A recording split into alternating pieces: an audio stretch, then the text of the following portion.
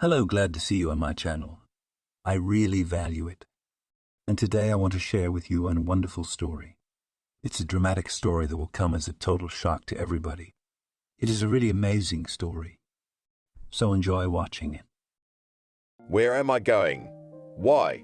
Thought Julia, mentally merging with the clatter of the wheels. The train was going nowhere, and that suited the woman just fine. She had recently turned 30.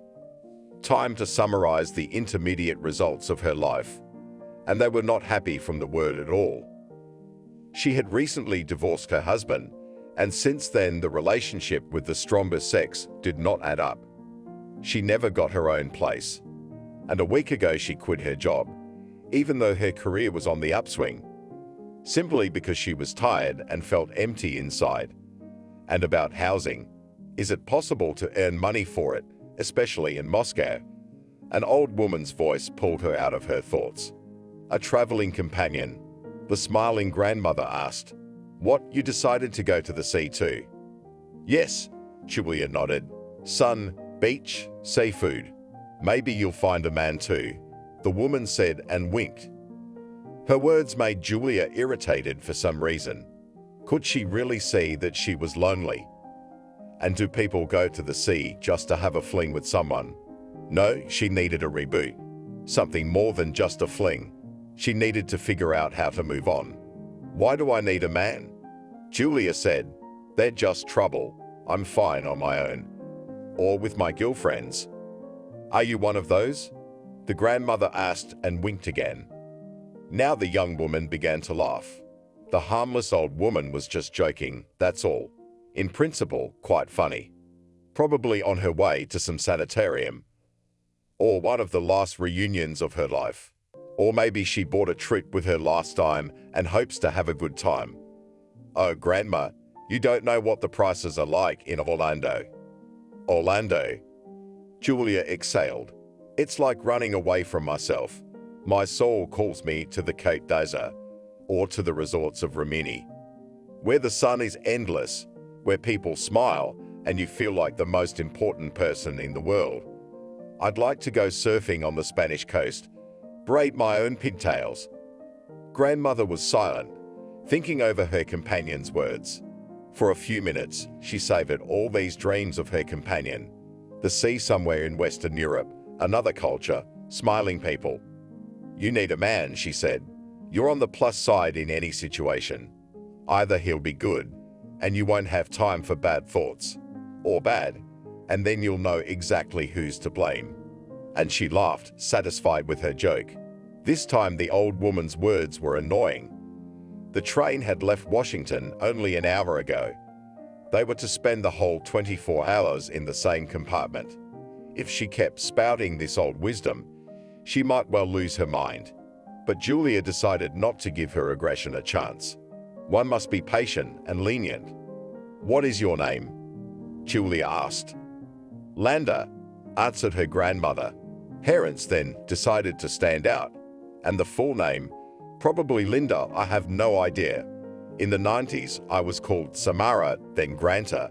And recently, can you believe it? They called me Mongoose. Or Largus. But I've gotten used to it over the years. Now it was her traveling companion's turn to laugh. But then she suddenly became serious. Her head was flooded with heavy, bad memories. For that was the name of a woman who... "I'm Julia," said the young woman. "Pleased to meet you. You see how it happens. With you in the compartment could be some grandfather with whom you would then drink wine on the beach. But you got a woman. I don't know if I'm young or not." "Young," my grandmother waved her hand. "What are you?" "About 35 years old." "You could say I've just started to live." The impudence of the traveling companion was beginning to strain. Think about it, 35. Actually, Julia took care of herself. She went to the beautician. 2 evenings a week spent in the gym, and another in the pool. She regularly updated her hair to make her blonde hair look almost natural. "I just turned 30, Julia replied, "and you must be approaching 90. The grandmother laughed again. The young woman looked at her closely and tried to understand what surprised her so much about her traveling companion. At first glance, nothing unusual. Short haircut, neat wrinkles, white teeth. Summer clothes. You can't go to Orlando in a headscarf and boots. But still, there's something odd. The old lady looked happy. The barb didn't faze the grandmother. She didn't complain, but radiated immense optimism. Perhaps that's what annoyed Julia. "Oh, granddaughter, you need to go to the sea urgently," said the old woman. "I'm sorry, but you have accumulated a lot of evil energy. It's all right. The water will take it all away." "I'm sorry," Julia said. "I don't know what came over me. Honestly, you don't look 90. I'm 70, by the way," Grandma said. "All my hair, and my teeth, and my joints. Do you want me to tell you the secret?" "Go ahead," the companion waved her hand. "You need a man," Landa said, flexing her fingers. "A bigger man. Give birth by him, that's 2. And better not one selfish son, but 2. Or 3. A good job is 3. One that not only takes energy, but gives it." Landa turned away and looked out the window. How many times had she heard that kind of advice over the years? You'd think men would be happy. Julia hadn't had many, but each one had brought her nothing but disappointment. A tear ran down her cheek. No, the psychologist told her that she should never feel sorry for herself. You have to stay strong. Suddenly, there were shrieks. There were children running through the corridors, and the sound of them playing irritated Julia. "Can't they keep it down?" the young woman almost shouted. "Who is it that drags such small children to the sea? Judging by the screaming, they are not even 5 years old, and also sends them to walk along the corridors of the train alone. That's dangerous, by the way." There were many different cases. The kids were still yammering somewhere very close by, literally under the door. You could not only hear their voices, but also make out individual words. It seemed they were going to play hide and seek. Suddenly, the compartment door slid aside, and a boy with wheat-colored hair appeared behind it. He looked at the female passengers and began to curl his fingers. "One on," he said, pointing to his grandmother, and looked at the young woman. "2 aunts. 2 old aunts. Where are your husbands? Where are the grandchildren?" "Shoo," Julia threw down. "Run back to your mom before she punishes you." "I won't go," the boy replied stubbornly. "I'm a big boy. I'll be 5 soon. I'll walk wherever I want." "Come on, little boy," said Landa playfully. "Go back to your parents, or else I'll take you and keep you. I liked you at once. Such a juicy, beautiful child. You will cook for me, clean, do the laundry." The boy was frightened. He took a step back, closed the door to the compartment, and ran. They heard the stomping of his little feet. He must have taken Landa's joking threat quite seriously. The young woman wiped the sweat from her forehead. The good mood that had appeared at the beginning of the trip was gone. Her compartment mate across the hall was laughing. She really liked her joke, and after all, the baby may well have a psychological trauma. "You don't like children?" the old woman asked, wiping away her tears of joy. "Well, not exactly," Julia answered evasively. "What, no children of your own?" Grandmother smiled slyly. "Everything has to be on time. I've been a midwife for 40 years. 40. How many babies I've delivered, I can't count." Julia was once again overcome by unpleasant memories. How many years has it been? 10, no less. And if you add 9 months? Yes, definitely. She should have taken an airplane to the sea, or rent a car. Get away from the world. And now I have to put up with this young grandmother. "I used to really want children," Julia said seriously. "I really did. But, there was one unpleasant incident. I wouldn't want to tell the first person I met about it." "Oh, granddaughter," said Landa, suddenly serious. "I've seen more than I can tell you in 40 years. Dramas, I tell you, real dramas. When I see programs about the maternity ward, I turn it off. It's a scary place if you think about it. In the picture, everyone's smiling, everyone's happy, but what's behind it? There's tears, there's pain and despair. I believe so, replied her traveling companion. The summer mood began to return to her. Soon she will come to the sea. She will put on flip-flops and a light dress. The warm wind would caress her hair. It's just, the ex-midwife said. It's not the baby's fault. They say that children are responsible for the sins of their parents, grandparents, and all that nonsense. They're not responsible for anything. They need our love, our warmth. Even those who have only been born for a couple of days. They were silent. 30 years and 70 is a real abyss. What could they have in common to talk about? Julia hated hospitals and everything that went with them, especially maternity hospitals. Mickey had never persuaded her to try for a baby. She kept putting it off until he was gone for good. Good riddance. It's just that Mickey didn't know something about her, something very important. But what would that information have given him? I suppose if he'd known, he'd have left even sooner. Or he wouldn't have married her. I don't think so. He was so blinded by love. He couldn't sleep until he had her in his arms. He was a good man. He worked, hung a shelf, complimented her. Why couldn't she ever really love him? What hospital did you work at? Julia asked, more out of politeness than curiosity. Me? Grandma asked, as if there was a third person in the compartment. Do you really want to know in which institution I spent the best years of my life? Yes, the young woman nodded. Very much so. But what the old woman answered made Julia feel shocked and plunged back into the darkest memories of her 30 years of life. The young woman fell into a deep abyss, and she saw herself becoming a bird. She saw herself flying over the forest, over the sea, with clouds passing beneath her every now and then. And in this state it was so light, so airy, that I wanted to stay in the sky forever, to feel the wind caressing his feathers, the hot currents of air rising. From up here, from the heights, the whole world was as plain and simple as the palm of her hand. But as she made flaps with her imaginary wings, memory and consciousness came back to her.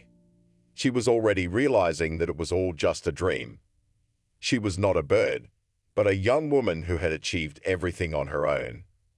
Or not, but by herself. Julia opened her eyes. A nurse was standing over her, ineffectually trying to open the ampoule of ammonia. The tip would not break off. Put it away, you inept, Grandma shouted. God, if I had known, I would not have run after you through the whole train.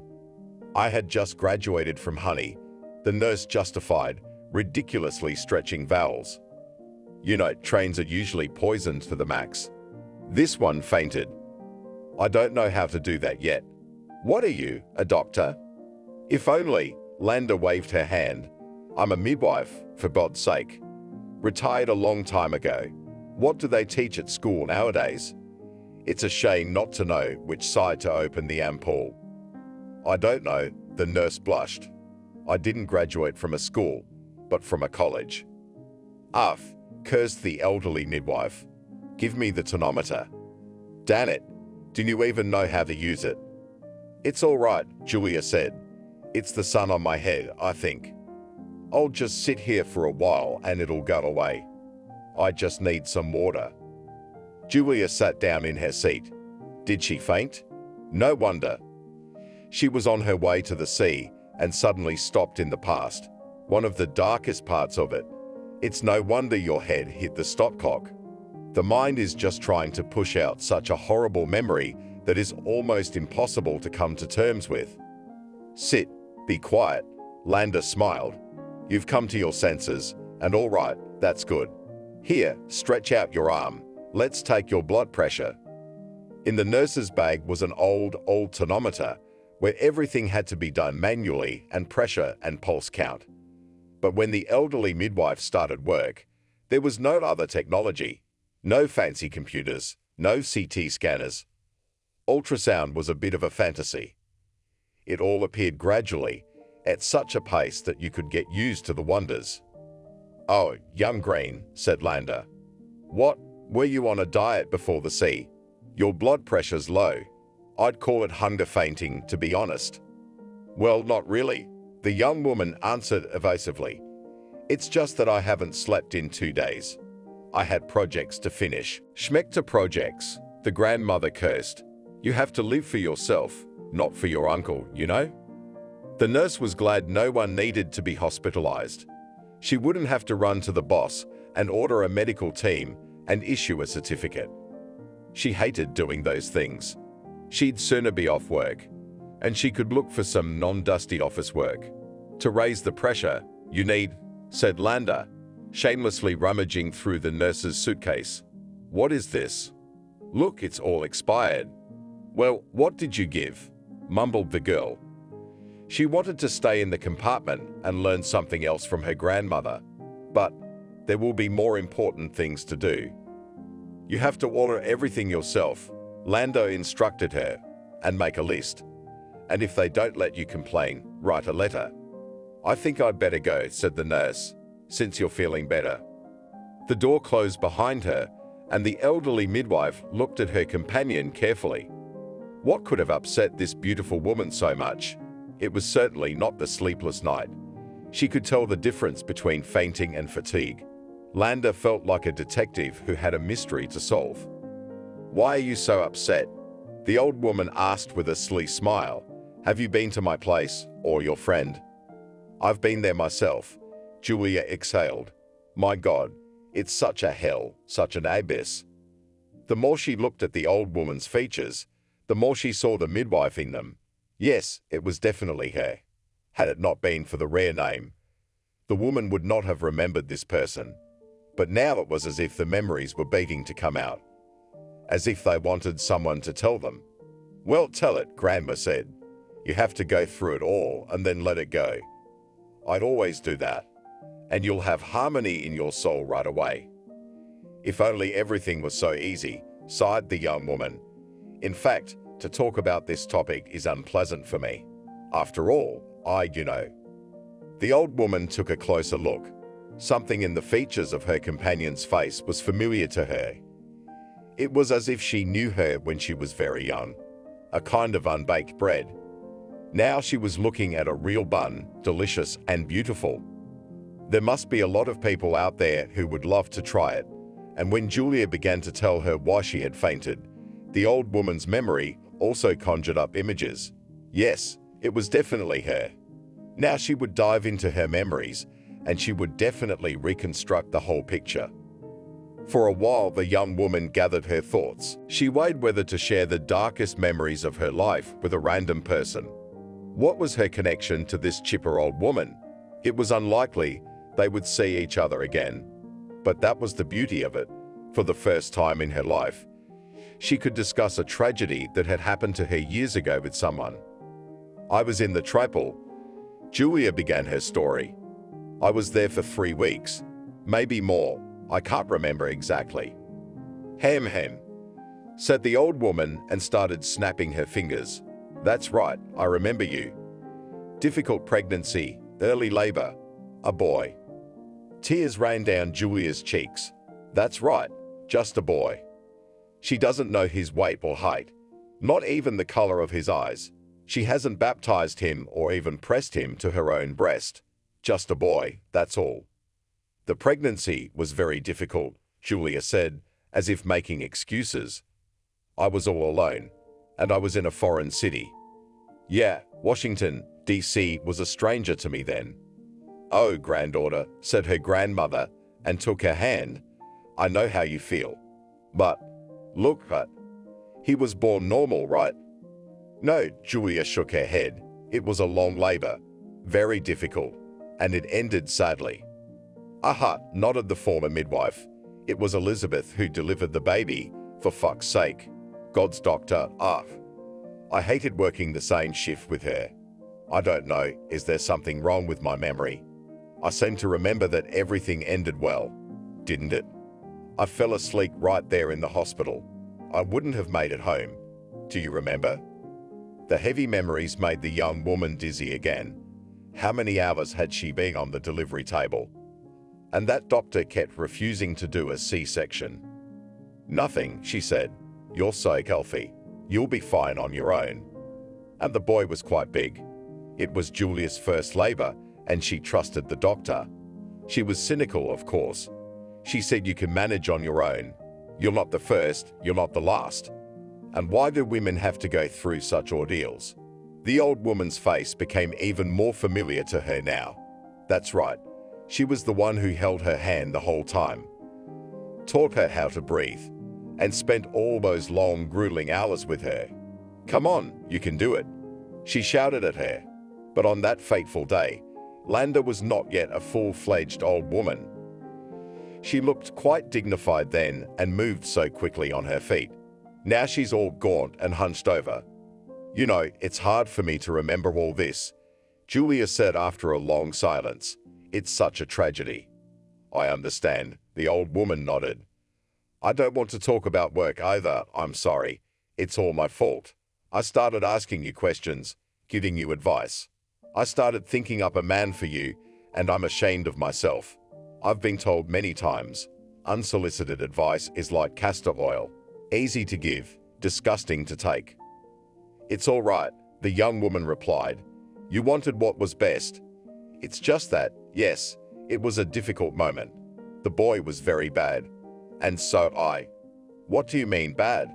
The old woman said thoughtfully. "My memory must be failing me. Alzheimer's and Parkinson's. They're begging for my tea." Wait," Julia interrupted her. "What do you remember? You didn't want to talk about it." Landa waved her hand. "You're going to feel bad again. I'm sorry, I won't run after a nurse a second time. You saw it yourself. She's a misunderstanding.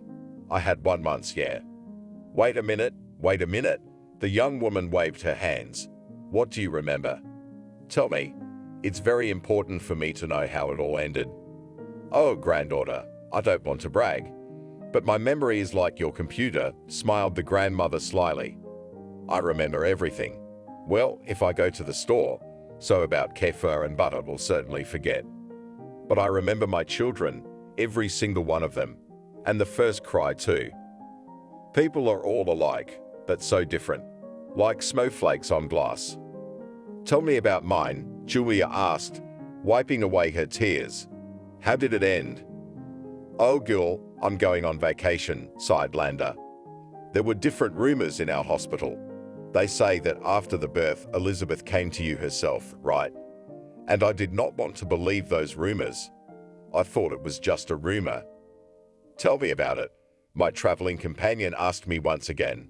"Tell me, I can't stand it." The young woman's heart became uneasy. How many times she wanted to push these memories out of her head. But apparently, such things are not forgotten. The terrible pain she had experienced after giving birth was nothing compared to what happened afterward, and even the betrayal of men could be endured. Grandma spoke, reluctantly, as if doing her a favor. The former midwife's story made Julia feel sick, but she managed it. In her head, once again, she felt the urge to act. But dare she do anything in a situation like this? Or should she accept it and let it go? Alas, the old woman's words brought neither oblivion nor comfort. They only raised new unanswered questions. Landa originally trained as a teacher and even managed to work in a school. American language and literature, what could be more boring? But after a couple of years, she realized it wasn't her thing. She always wanted to be a doctor. She would not have been able to cope with another few years at university and internship, so she decided to finish school. By the age of 28, she had become a midwife, and in that capacity, she spent decades in the hospital. Of course, she met her clients in unexpected places. At church, at the store, at the swimming pool. Women often recognized her and gave her their smiles, chocolates, flowers. But this trip to Orlando and her traveling companion was too much. Landa no longer smiled as radiantly as she had at the beginning of the trip. In fact, she regretted going to Orlando in the first place. And behind her contrived cheerfulness, she was hiding a secret also terrible, but in its own way. 3 days ago, the doctor told her she had a few months to live. So her trip was her last. She'd honestly tried to persuade her friends to accompany her. "Oh no, you don't," answered Selena, the closest of them all. "The cucumbers are coming up soon. I've got pickles to make. And my joints, God forgive me, are failing. I won't get on your train. I won't get on your train." "I'm dying, Selena," Landa told her. "Come with me, we'll have the last time." "We all die," said her friend thoughtfully, but they had been together since high school. Then Landa decided to invite Sophia with her. She does not have a cottage, which means that she does not suffer from hothouse addiction. But the woman they've been friends with since medical school was about to knock on heaven's door. "I'm sick," Sophia answered. "I can't get out of bed for 5 days. So let me come and help you," Landa offered.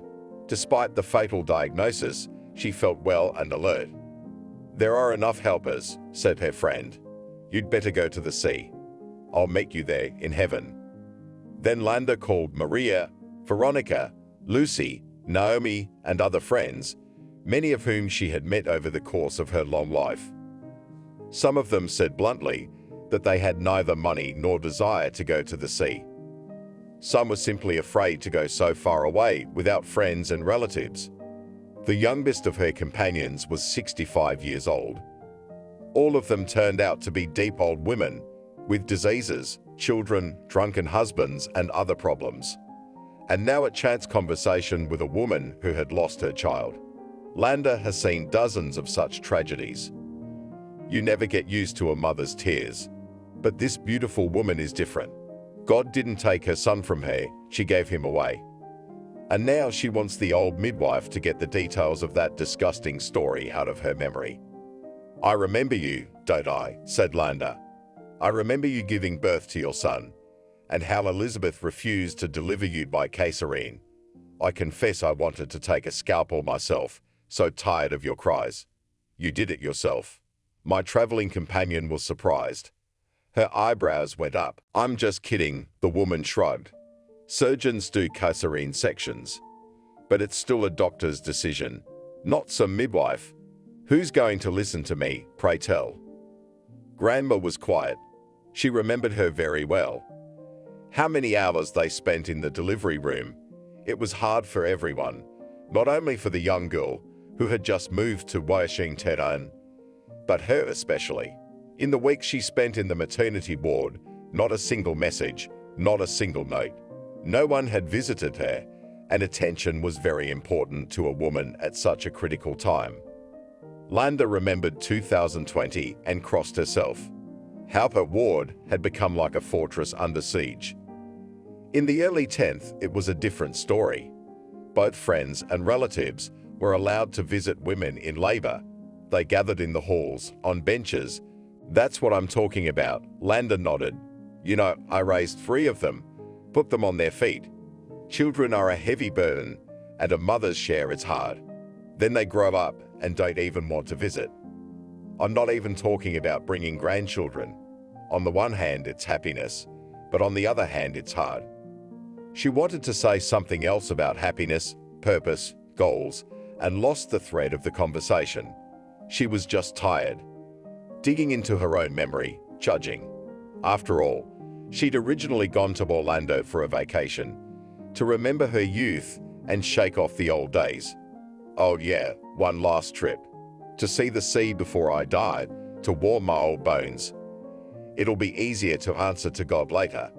He was a healthy man, Landa said to end the conversation. "I understand that it was hard for you alone in a strange city, but granddaughter, all this is a thing of the past. Let God judge us." "You just don't know what happened next," Julia said. There were no more tears in her eyes. "After I gave birth, and how badly I was deceived." "What happened next?" Landa asked. She was beginning to lose her patience. "What don't I know, granddaughter? I've got a good memory. I even remember that they paid for a room for you, a private room. Probably your fiancé or your parents. I can understand that, believe me. It's just that I would never approve of something like that. It wasn't exactly like that. In the night, someone came to see me," the young woman sighed. "Who did?" Landa wondered. The doctor on duty, or the baby's father? She could hardly refrain from saying everything she thought about such mothers, that they give birth for no good reason. And then she, Landa, looks at the abandoned baby and cries. It wasn't quite like that. She was ready to hear such an answer, but the truth as told by the stranger was hard and shocking. So much so that it was utterly impossible to believe in the reality of the story. How much time had passed since those events? How much water had passed? At that time, at the beginning of July, Julia should have been 20 years old, but the boy had been born a couple of weeks early. She was scheduled to go into labor on the 5th of July, just in time for her 20th birthday. That would have been a gift, but it turned out that planning such events is a thankless task. Already at the end of May, she went into the hospital with a risk of premature labor. "Why did you come as on a tour?" Then the nurse was indignant, looking at the modest luggage of the new patient. "Where is your mug? And your spoon? And your robe? What about your discharge clothes?" Julia only sighed. Max had promised to help her, but had almost disappeared from the radar at the very end of spring. She herself had worked at the cafe until the last day, running around in heels and carrying heavy trays, until the day she felt her stomach pulling. She came to the clinic and went straight to the hospital, or rather, to the maternity hospital. Until that day, the girl did not think much about giving birth in a special hospital. "Everything will be," answered Julia to the claims of the nurse. "Well, gradually. I will order something. Relatives will bring something." "All right," the woman took pity. "A toothbrush and soap is good enough. We'll give you a towel, and a mug and a spoon. But the things for the discharge should be like our Father's prayer. And diapers. You know how diapers sell out. And baby food for supplemental feeding. But that's for later. We get money from the budget, by the way. We don't have any extra." Julia never got used to the contrasts of Washington. Expensive cars, huge skyscrapers, luxury and glamour, and next to a maternity ward with no diapers or extra towels. She looked at the list of things her future baby would need, and her mood got even worse. Oh my God, so many things. She still knew what a beanie and booties were, but scrunchies. She had to look online to find out what such an outlandish item was. Good thing she didn't need a jumpsuit in the middle of summer. Then she climbed into the online store and came to a slight horror from the prices of envelopes. Do they hold wads of money in them all at once? "Max," Julia whispered into the phone, "please come over. There's so much to buy. I can't do it without you." "Yes, of course," answered the father-to-be. "Today probably won't work, but tomorrow." The trouble was, he didn't say no to all her suggestions. If he had said right away that he wouldn't take on such a heavy burden, she might not have left the baby under her heart. For the first few weeks of her pregnancy, Max just carried her in his arms and came to her every day and bought groceries and gave her money for tests. But as her belly grew, his fervor faded. "Tomorrow we'll buy rings," he promised, "and we'll apply to the registry office. I've already found out everything. Non-residents can also register their marriage." "That would be good," Julia answered him, "because a child should have a family, a father and a mother. And the mother-to-be needed expensive pills, because all medicines are expensive. Of course, she could use moral support in the person of her future husband. Max had many chances and just as many excuses. At one time he was ill, and he was supposedly in his dormitory because, "I don't want to get you sick," he'd say into the phone. "You are our unborn child." But in the background, the girl could clearly hear men's voices and the sounds of construction, still working. However, she wanted to believe that Max was not a Shabbat, but really cared about her health. The first 2 weeks, spent in the maternity hospital, the failed fiancé worked from the last strength. "So much work," he said. "A lot of work.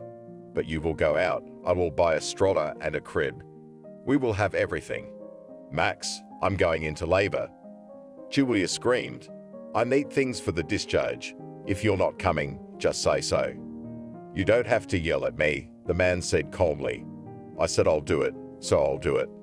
Okay, kisses. At some point, he just stopped answering the phone. It was a hard truth to accept. Max wasn't what she'd imagined, and his love was just words multiplied by 0. She also didn't know that labor was sudden and unexpected. She was just taken to a special room and onward. In the books Julia had read, it was different. It was a moment the writers had avoided altogether. Maybe it was because they were men. She remembered the birth vaguely. The midwife's face, the doctor's cynical smile, the blood. Then she was brought to the ward, exhausted and exhausted. They didn't even put the baby on her breast. Then came a forgetfulness, so pleasant, so light, as if she were no longer on this earth. That night Julia was very thirsty. She whispered faintly for help to her neighbors in the ward, but no one answered, and it seemed to her that she was lying there all alone. But then, at some point, the door opened. A light from the corridor illuminated the room. Julia was indeed alone. Water, she whispered. Here, drink. The guest handed her an open bottle. The girl drank it in a few gulps. The girl did not even immediately realize that the doctor had come. There was no strength. Probably she should have examined the young mom, offered some medication, painkillers. But the doctor just stood there silent. It was strange and unusual. Your boy is bad, Elizabeth told her after a long pause. Bad, Julia repeated. Until the morning, most likely, will not reach the morning, continued to chop the truth uterus doctor. But you are young. You can still give birth, and more than one. Here's the thing. If the boy survives, it will be very difficult. You'll be working on medication for the rest of your life. You can forget about your personal life right away. You can't get a good job or meet a man. Do you know how mothers of disabled people live? Poor, but not for long. Julia turned away. To hear such words was not just painful, but horrible. Her baby, whom she gave birth to in terrible agony, is not alive. And even if he did, she would have to lay her fate on the altar of fighting for her son. It seemed a very hard and unfair prospect. What to do? The new mother asked in a weak voice. After listening to her rambling story, Landa plunged into thought. What people can think of to justify the mistakes of the past. This one, for instance, seems to think Elizabeth forced her to give up her baby. Why would she do that? She had a son of her own. Work said he was a bad boy. Does she want another one? However, the elderly midwife saw at least a grain of truth in the story. After all, Elizabeth was indeed a very strange doctor, and some of her actions and decisions looked suspicious. However, in a maternity hospital with no time to rest, it was not easy to notice such things. Once she demanded that she redo her paperwork. Allegedly, one child had already been born undead, but Landa, who had delivered the baby, had heard the cries, felt the little heart beating. She refused to make any changes to the paperwork. Elizabeth did it herself and got away with it. How could I not believe the doctor? Julia asked. She told me she'd saved my life, that I could start over, have a normal family, children. 10 years have passed and I still believe her. Oh, granddaughter, I don't know, sighed the old woman. I was going on vacation, I thought, for the last time in my life at sea. And you're interrogating me. I have no idea what happened between you and the doctor, but the baby was good, even though it took so long to come out.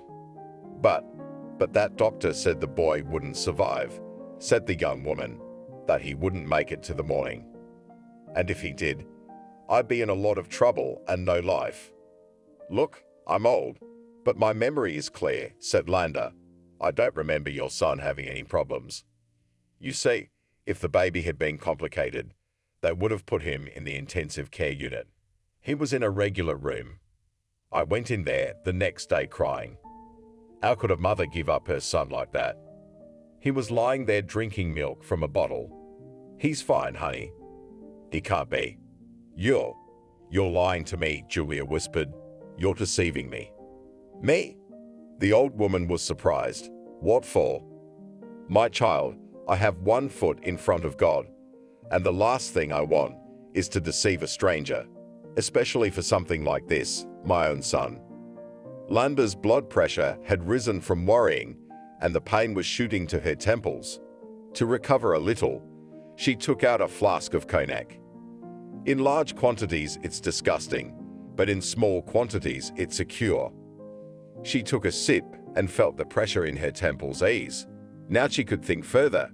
"I'm sorry, granddaughter," Landa continued. "I'm sorry to tell you all this, but I warned you. What guarantee was there that two people who had been in a similar story would meet in the same compartment?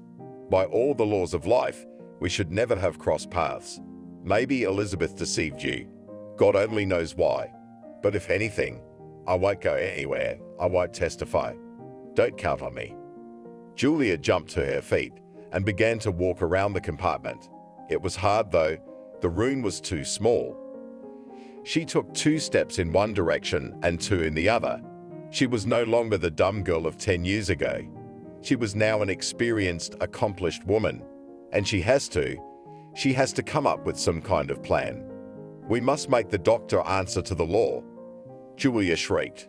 "How can you separate children from their parents like this? It's a crime. It's inhumane." "Answer, you say?" "She's already answering. Our doctor," sighed Landa. "Where?" The young woman rejoiced. "Is she already in jail? Has she done something else?" "Take it higher." The old woman grinned bitterly. "She's answering to God. Right at his reception, God forgive her." Though she didn't like Elizabeth, her sudden death came as a surprise to the whole hospital. Hit by a car on her way home from work. The culprit was never found. It's not uncommon in Washington. How many years ago was this? 4 years maybe. And if she was alive, she wouldn't have said anything. That's the kind of person Elizabeth is. She's all about herself. "Wanda's gone," Julia whispered. "How will I get justice? How will I get my child back?" Landa remained silent. Having worked with mothers and their children all her life, she knew how the state cared for boys and girls. At least from a legal standpoint. If a neglectful mother didn't look for her offspring for 10 years, who would give him to her in his 11th year? Besides, to the mother who had written a voluntary relinquishment of her child, Landa was about to give the same cynical advice: find a man and have more children. But suddenly she had a better idea. "And let's drink tea." Grandma smiled slyly. "I don't know you at all." The midwife thought that if Julia made a good impression on her, she would tell her what to do. After all, there was one option to at least make sure that the boy really was all right after birth. This whole thing is nothing short of providence, Julia thought, stirring the sugar in her cup. What were the chances she'd end up in the same compartment as the woman who delivered her baby 10 years ago? Especially as she decided to go to the seaside just before the trip. And that midwife, if you say A, say B. But no, she decided to have a feast in this heat. "Tea on the train as always," Julia said, just to keep the conversation going. "You can't drink it. Only if you pour it out the window." "Yes," agreed the old lady, taking a sip. "It's not strong enough. Although in this heat, it can be a plus." Why did I write a refusal? Thought Julia, and she felt heavy and nauseous. So what? A boy with peculiarities. Unless, of course, the doctor was lying. But now he'd be with me. "Do you know what the most frustrating thing is?" Julia asked. "That snide, 'You'll have another baby' thing the doctor said to me. Not the doctor, the doctor's lady. It was like those words were imprinted somewhere in the subcortex of my brain. You shouldn't take on a burden. Oh, son, I didn't even give the boy a name. Did you want a baby?" The midwife continued her interrogation over a cup of tea. "Me?" The young woman shuddered. "Yes, I did. Very much." "Then why did you agree with Elizabeth?" The old woman was surprised. Because I wasn't ready, Julia sighed. I realized that now in my 30s. It was as if everything was against me then. That boy's father was, but he was gone. He promised to marry, but he cheated. I was all alone. No money, no place to live. And when she told me that the boy was no good, that I could give up, I was tempted. Very strong. How did you get on? Landa asked. I lived well, the young woman replied. I went to law school and worked in a big firm. Then I went into it. Where did you go? The old lady asked suspiciously. Well, information technology, Julia explained. Internet telephones. Then a few years later she got married. It wasn't very successful, but still. If I got pregnant now, my child would have everything. Within reason, of course. But then, 10 years ago.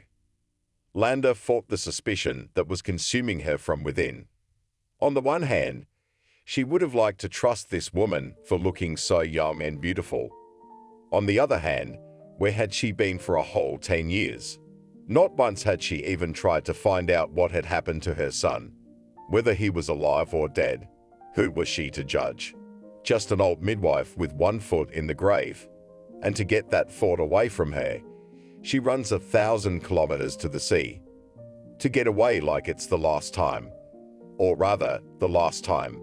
Maybe God organized this meeting so that she could write down one more good deed in her record. Maybe it's not enough to get her into heaven. I know who will help you, sighed the elderly midwife. We used to have a head nurse, such a thorough woman, well, so attentive. I bet she's got it all written down. Really? Said the woman with the Vanda. Is she really going to help me find the boy? I don't know, Grandma admitted, but we must hurry. Why? Julia asked.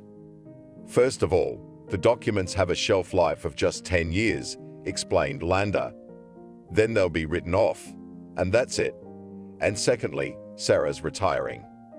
She's 5 years younger than me, and she's been holding out until the last minute, but she's giving up anyway. That's the way it is. It's a good thing I'm out of that nasty tea. I'd given up drinking it. The midwife remembered she'd phoned Sarah and asked her to go to the seaside with her. The head nurse told me honestly that she had money like a beggar now, that people had called her the other day and introduced themselves as employees of an honest bank. They make her write some statements, go somewhere and put bills in the terminal. They promised that she'd be rewarded for her participation in some secret operation and cheated out of her life savings. Sarah wasn't desperate, of course, but she was still destitute in her old age. Her voice was drooping and her health was failing. Now she was going to retire, sell her apartment on the outskirts of Washington and move to the country. But her traveling companion didn't need to know all that. Thank you, Julia said, wiping away her tears. Thank you for telling me all this. I'm really relieved. It's like I've gone back in time. It's like I've seen things through different eyes. Maybe I can still make up for my mistake. God willing, smiled Landa. Don't get too comfortable with vandals. It's been 10 years after all. The boy has been growing up, living somewhere, socializing with someone. He's probably been in foster care for a long time. I'll call Sarah, put in a good word, but don't mention us anywhere. None of us are going to the police or the courts. They announced one of the stops, and Julia rushed for the exit. It was a good thing she had not brought a huge suitcase, but a small purse. She could run with it. She wrote her name and phone number on a piece of paper and left it with a casual acquaintance. It seemed to Julia that the train had not traveled far from the capital in 3 hours. But in fact, it took her much longer to get home.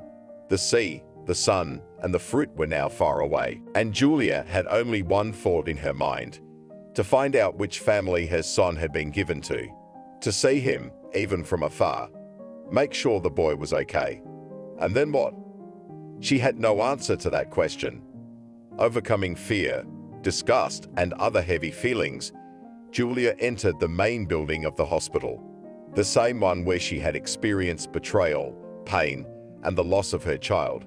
Nothing had changed in 10 years. Only the then fresh renovations had taken their toll. Now the maternity hospital looked ugly. The walls were weathered, the floors worn. The plastic doors now looked cheap, as if they had been bought to save money. But there was a wonder for a speedy restoration of grandeur. Right in the courtyard of the hospital stood the boots harbingers of the coming renovation. Landa actually called her the following afternoon, complaining that the sun was giving her a bad headache. Prices had skyrocketed, and she could hardly afford to eat in the dining room. That she was now lying in her boarding house room and could hardly move her lips after all that sun and food. But she contacted Sarah and put in a good word. "You go to the 5th building," her former midwife told her. "There to the right of the entrance there is an inconspicuous office with a plywood door. By patronymic, you will find my acquaintance. Introduce yourself. She'll tell you everything, I guarantee it. She's never let me down." Julia took with her a box of expensive chocolates, a bottle of champagne. What else do head nurses like? Probably should have gotten her some nice coffee. The young woman entered the building wearing a mask and disposable gloves, but the precautions seemed to have been forgotten here. Many visitors were coughing and sneezing without even thinking of covering their faces with their hands. What masks? In the 5th building, in the same plywood office, sat a grandmother even more decrepit than Landa. The skin on her hands was completely transparent, all the vessels visible. Her eyes looked as if they were shrouded in a haze. In addition, Sarah's head was shaking violently. She nodded to her guest, accepted the gifts, and pointed to a chair. 10 years, grandmother said and coughed. I had to run around the archives, breathe the dust. It's not a bad thing, I'll tell you. I beg your pardon, was all Julia said. I really needed it. Don't apologize, the head nurse waved her hand. I have one last week of work left. I don't get assigned anything anymore. I'm just walking around doing nothing. And what about breathing dust? I've been doing it all my life. And nothing. I'll go to the country, I'll live. And Sarah began to list all the advantages of country life. She shared her grandiose plans for planting and building a veranda with a toilet and a shower. Like the postman, is just starting to lick in retirement.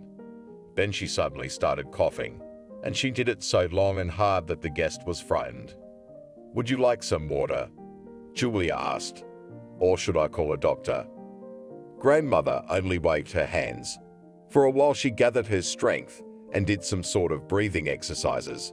The blood vessels under the transparent skin became so bright that it looked scary. But after a while, Grandma was back to normal, if that's the right word for it. I'll tell you this, wheezed the old lady after a couple minutes. I didn't believe Landa at first. She told me your story from the sick. But Elizabeth took the documents. I couldn't remember that day at once. 10 years had passed. I'm not Landa. She has a memory like your computer. Then I remembered.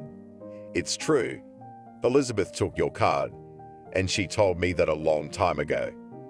She said I had to hand over the papers. So I did. Julia's mood immediately sank. The paperwork was taken by the doctor, who convinced her to give up the baby. And she died. That's it, the end of the line. Now she'll never know where her baby is or if he's alive. So what's left? Should we go to the police? Tell the story on social media. What a nightmare, Julia said and cried. It seems her boy had slipped through her fingers a second time. On top of that, the grandmother started coughing again. She kept trying to tell her something, but the spasms choked her throat. The old lady drank some water, took a few deep breaths, but she still managed to pull herself together only after a few minutes. The documents she had ordered her to bring to the office then, Sarah continued. For safekeeping, or for some kind of article, I don't remember. She never gave me the card back. I kept reminding her. But she is not responsible for anything. According to the magazine, the card was still mine, and I didn't want to end up in the investigator's office and blush. So I made copies before I handed it over, like I knew it. They were in the archive. I couldn't find them. I hid them myself. Julia's mood immediately turned 180 degrees. The tears dried up by themselves, and a smile appeared on her face. Looking at her, the old woman cheered up too. She stopped coughing altogether and even smiled. Still, it's been 10 years. Just the shelf life. They could have been destroyed, of course, if I hadn't taken them, said the head nurse. And of course, I have no right to give them to you. Why not? The young woman asked in a parched voice. It's my card, isn't it? Yours. But there's a waiver, the grandmother explained. These are our laws. Such a book can be requested either by an investigator or a court. You realize that such truths bounce off my teeth like the Our Father. Julia's mind was again filled with sad thoughts. Fate was giving her a chance to deal with the worst thing that had ever happened to her. Now what? Would she have to talk this old lady down? Explain to her why this is so important? Or go to the police? Write a statement with a vague hope that they would sort it out? It was already beyond Julia's strength. I really need this, she said. I have no right to give it away, of course, Grandma continued. But they are copies, not originals. But what can we do? We only live once. Some people's God-given time is running out. Besides, Landa asked for you so much, so much. I'll be very grateful, Julia said. I'll pay. I don't want your money, sighed the head nurse. She remembered how recently unscrupulous crooks had left her penniless. Let's make a deal. If you find your son, if you can talk to him, buy him something from me. I don't want a penny of your money, you hear me? On the way home, Julia wanted to look at the documents and understand what had really happened 10 years ago. But she was afraid she would lose her senses, someone would find the card, and the nurse would be in trouble. She struggled to get home and open the document. The boy was born healthy. No abnormalities were detected. Here is also her statement, written in a trembling hand after childbirth, about the abandonment of the child. That's all. Having carefully studied the card, Julia realized that again she had come to a dead end. At the end, there was a note that the boy had been adopted. Soon after the birth, just a few months later, they'd given him a new name, changed his middle name and date of birth. A conscientious nurse scrupulously glued all this to the cardboard. In despair, the young woman shook the cardboard and a piece of paper, folded 4 times, fell out. A document that completely changed the situation and greatly reduced the field for future searches. Arriving at the unfamiliar address, Julia tried to gather her thoughts. What would she say to these people? Hello, Mr. Wesley, do you have my son? May I meet him and talk to him? At best, they would call the police, at worst the ambulance crew. The young woman rented a car, parked in the driveway and waited. In the card, somehow unbelievable, was a copy of the court decision on adoption. It's impossible to understand, because this document is almost secret. It should not be given to anyone except the adoptive parents and those who make changes to the documents. Her son was given not only a name and patronymic, but even a different date and place of birth, and he was adopted before he was a year old. The house where her son lived was a high-end building. Only 5 floors, huge front door, its own green space, ample parking, and no one drives in from other yards because the lot is enclosed by some kind of fence. No renovation, no densification has affected this sliver of a crumbling empire. Her son's new parents must be well-to-do and wealthy. Julia stood for several hours, but during that time, no one who even vaguely resembled a boy of 10 came out of the entrance. Evening had come. It was dark in the windows where apartment 12 should have been, and no one had lit the lights. The woman got tired of waiting and got out of the car. Her legs and back were stiff from sitting for so long, but to go to the intercom and press the right apartment was beyond her strength. She hesitantly approached the entrance. After a couple of minutes, the door opened wide. Yeah, you got me. Who are you looking for? The dandelion-headed grandmother asked her sternly. She stood on the threshold of the former lake house and eyed the stranger with suspicion. Her hair had faded from age and looked like snow. Wrinkled skin, some ridiculous white dress. Seeing her, Julia was frightened and even recoiled. How unexpectedly she appeared. "Hello," said the woman, overcome with fear and disgust. I'm looking for the Weasleys. I just forgot which apartment they live in. You've been standing here for 6 hours," the old woman announced to her. 6. If you say another word, I'll call the police. Or the NKVD. Do you hear? People like you should be put up against the wall. Please calm down, Julia asked. I really don't mean any harm, and I've done you no harm. You see, the Weasley son. Oh, that bastard. Grandmother shrieked. Always breaking things, hitting things. It was right that they put him in an orphanage. That's right. Immediately, the house was as good as new. He's got his strength right away. An orphanage? The young woman was surprised. Yeah, nodded the grandmother. Such people should go straight to a colony or an orphanage. This is a criminal, a real criminal. He set fire to my door. Can you believe it? Where's Weasley now? Julia asked. They've gone away from here, the old woman replied.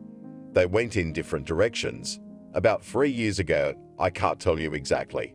Why do you want to know, huh? Maybe you want to rob their apartment. I'll tell you right away, don't waste your time. It's a poor place, I saw it myself. They only pretend to be equal to us natives. In reality, they barely scraped together the money for that apartment and ran away. Well, that's good, that's great. It's quiet now, and their jalopy stopped blowing smoke through my windows. Thank you, Julia said. I should be going. But the old woman didn't seem to hear her. She continued shouting all over the yard about how unlucky her neighbors were. How they got me with their scandals, complained Grandma. First they yelled at each other, and then that shameless gob showed up. One day, can you believe it? The Immaculate Conception. They started yelling at the boy, but he couldn't keep up either. The walls were moving. Every day, every day. I complained, I wrote. But it was no use. I really have to go, said the young woman and went to the car. Don't come here again, the grandmother shouted after her. If I see you again, I'll slash your tires and scratch your body. I'll call the NKVD. They'll take you to their place, understand? Don't mess with me. Moving along the evening streets, Julia thought, how strange life is organized. Turns out her son lived in the same town as her. Maybe they even walked the same streets, bumped into each other on the subway, or she'd smile at him when she saw the boy concentrating. Now it's like he's running away, slipping away. If he ends up in an orphanage, what happens to him now? How do we find him? Sam, hi, Julia said hello, calling her old acquaintance. She knew for sure that he worked for the police, but not in detail. Can you meet me? Well, if it's okay with my husband, the man answered. He doesn't mind, the woman said wryly. He doesn't care anymore. He and I broke up 6 months ago. Didn't I tell you?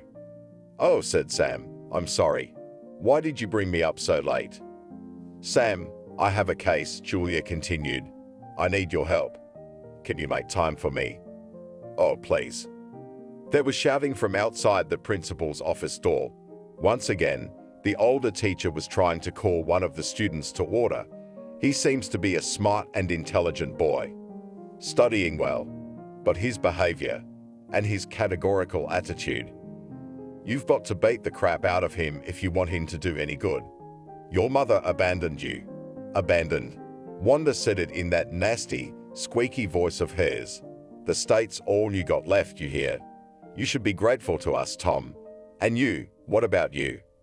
Yes, Wanda, answered the pupil quietly. No wonder, do you hear? The woman was indignant. You're supposed to call me Mrs. Principal, understand? Say it again. Yes, Mrs. Director, exhaled the boy. Dismissed? Wanda waved her hand. I have urgent business. Otherwise, we would have continued your education. If you run away again, I'll make it a question, do you hear me? I will. Get smart before it's too late. The door closed behind the stubborn pupil. This time, he didn't even say his trademark saying, I'll be out of your hair sooner or later. 10 years old and so formidable. However, in her career, the principal has met a lot more than that. We have to fight these attitudes, otherwise all the kids will start to scatter. Where does he keep running off to? He has no one. The birth mother refused. The foster parents had their custody removed by the court. No grandparents, no living soul, and he's only 10 years old. She'll have to take care of him for almost as long, unless she got promoted, of course. But she believed in the best. She would become an official in the Ministry of Education. Come in, Wanda called out. Now in her office was a nice and even pretty woman. How old is she? Probably under 30. And what was she doing in their orphanage? Hello, said the applicant. Thank you for taking me in. Well, not yet accepted. We need to interview, said the principal absent-mindedly. We need a lawyer and also a specialist in procurement on a part-time basis and an accountant a little bit. And all this on one rate. It's a lot of work, my dear. Yes, I read the terms and conditions, nodded the young woman. The work is familiar to me. Everything is clear. I've been in procurement for 5 years.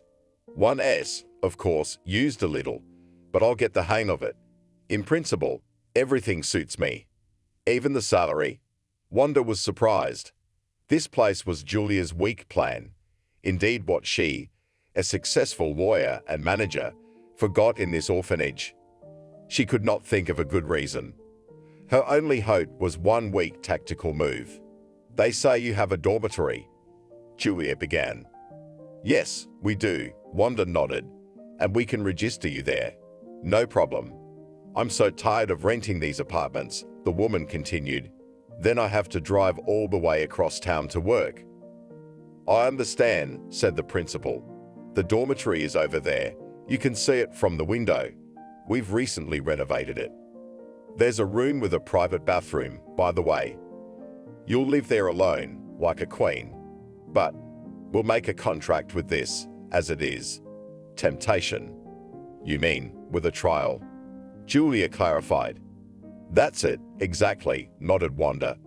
Because, you know, one of them got a contract, signed it, and then couldn't kick her out. She was a lawyer. She just didn't want to work. But our clever girl attacked the wrong people. I'm not threatening, no, I'm warning. The women were silent.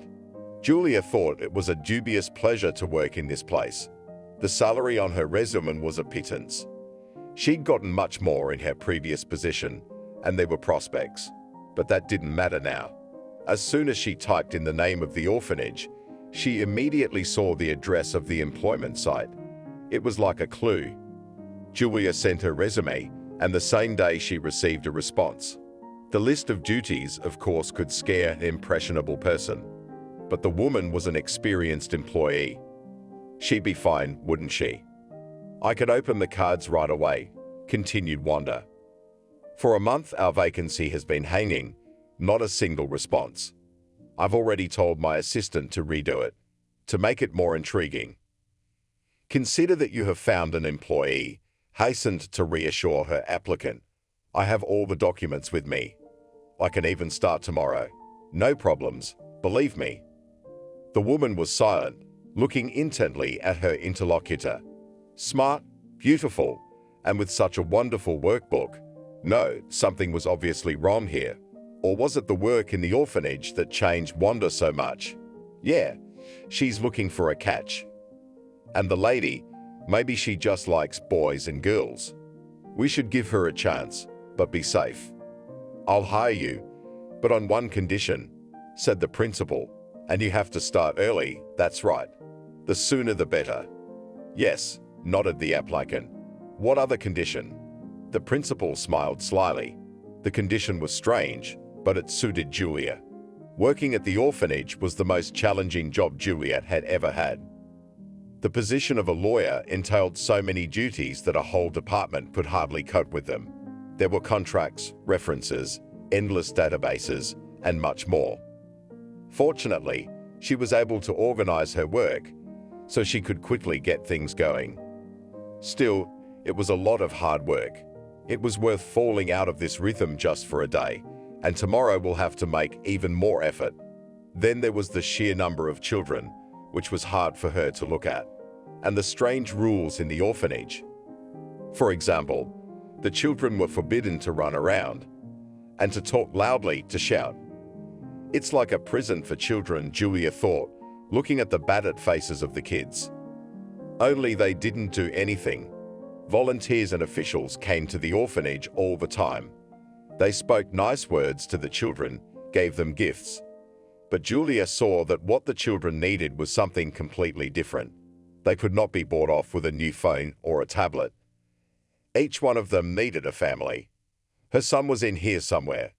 She certainly couldn't have done it without Sam's help. Of course, she wouldn't let him in on the details of the events. He didn't need to know what she needed the boy for. He didn't show any curiosity, though. He found the child, and that's fine. The woman easily found his file, looked at the photos. Yeah, that boy's had a tough life, and his face looks more like Max than her. But she knew he was her soulmate right away, and she'd seen him a few times, but from a distance. She'd have to figure out how to get closer, how to become his friend. It is possible. There is nothing impossible in the world. She was pulled out of her thoughts by a phone call. "Julia, come in," came the demanding voice in the receiver. "Please come in for a moment." Strangely enough, she liked the principal. The first impression of this imperious person was deceptive. She quickly saw that beneath the mask of an indifferent official was an intelligent and empathetic woman. Just how good could she be to each of these children and adults, especially since many of them had very difficult personalities? "Hello, dear," the principal smiled at her. "You've been with us for 2 weeks now. You know, not every lawyer has been here this long. Do you need any help?" "Thank you," Julia replied. "Work is work. Tell me what needs to be done." "I'm on fire in there." "Oh yeah," said the boss. "You know, you and I are not just in an institution, but in a real orphanage. And we need to find an approach to each child, you know. That's why the state hired us. We have such an institution as mentoring." What? Julia was surprised. "Do I still have to tutor children?" "Mentoring is our know-how," Wanda said enthusiastically. "Not some kind of socially useful work, but paid labor. You're working so hard, I thought, why don't you offer? I'll throw in an extra $5,000 a month. I don't think these kids need parents. It's too late for them, too late. Friends and mentors are different. You know, to teach you how to live, to tell you how to pay the rent and all that." "I'm just a lawyer," Julia shrugged. "You know how to help these kids." "Yes, you're an excellent lawyer," smiled the principal. "To be honest, my dear, I doubt that you will stay with us for a long time. But your opportunities should be used wisely. Even if it's only for a month, but some pupil will get important experience." "Yes, the paperwork was badly neglected," the young woman said. "I have already studied more of my scope of work and solved the most pressing issues. Of course, will not be easy to restore a lot of things. Here, for example, on the logs and reports." "Wait," Wanda interrupted her. "I don't understand anything about your legal side of things. I'd like it in writing and with figures, but later. Right now, I'd like you to agree to be a mentor. To teach some of the pupils how to live, you know." With difficulty, Julia admitted. "I've found something for everyone here," the teacher admitted. "My driver runs a sort of hobby group. He tells the boys how the car works, what pedals to press. The superintendent has formed a whole squad. The kids help him fix things, paint things. You're a busy man. You can hardly take on more than one pupil." "I don't know." Julia stretched out. "We have one difficult boy," said the principal. "He's always trying to run away. He can't explain where he's going or why. It would be great if you could take care of him.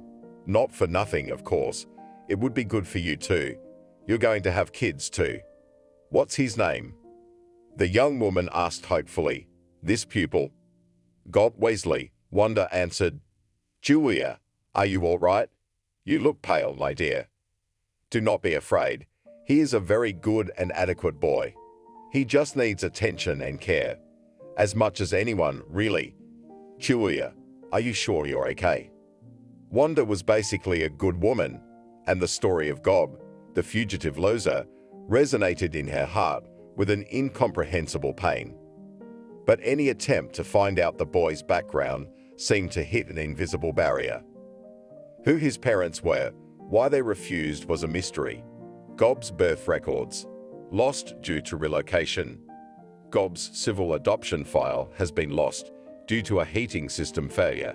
No materials can be recovered. Wanda was particularly disturbed that the boy had been abandoned twice. First by his biological parents, and then by his adoptive parents.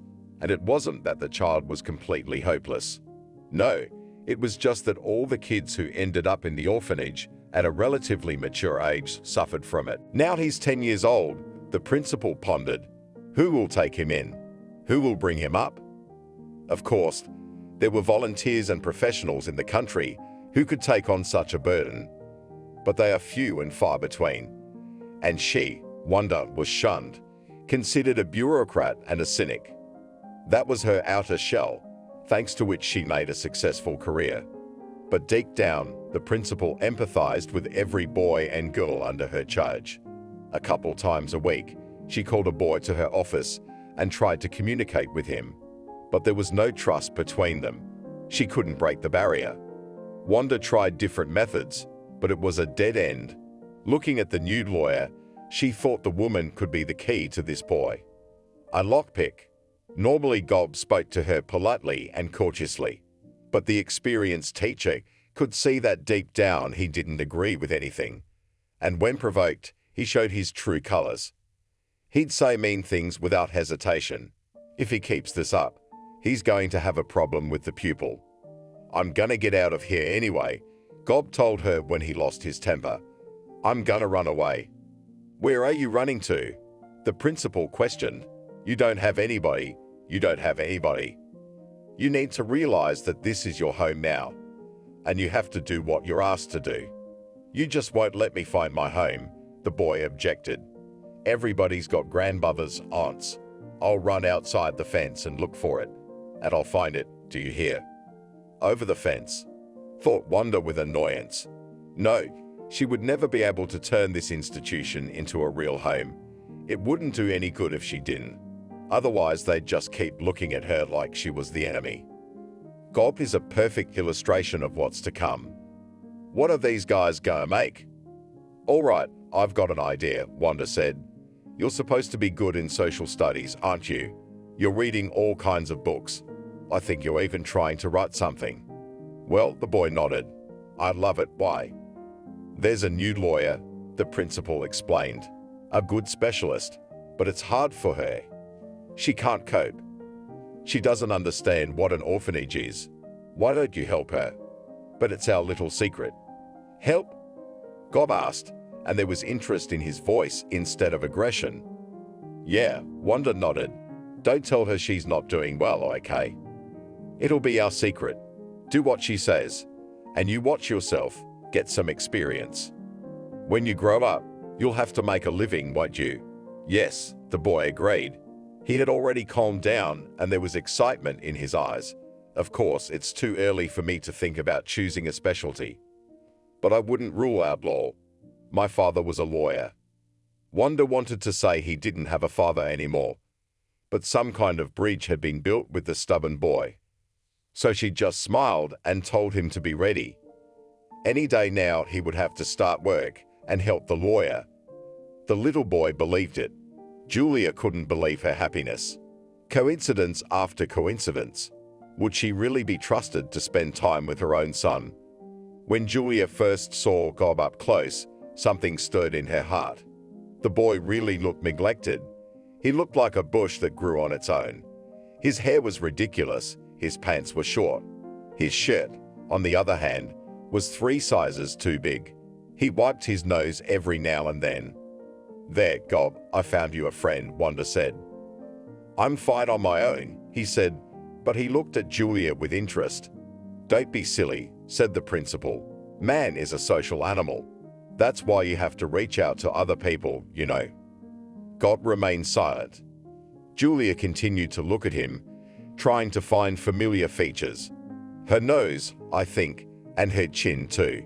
Skinny, dark eyes, like Max's. And she's not smiling at all. "Leave us alone, will you?" Julia asked. "Of course," replied Wanda. "Let's go to my office," the young woman suggested. They walked down the corridor, and Julia tried to gather her thoughts. What next? What should she do with this child?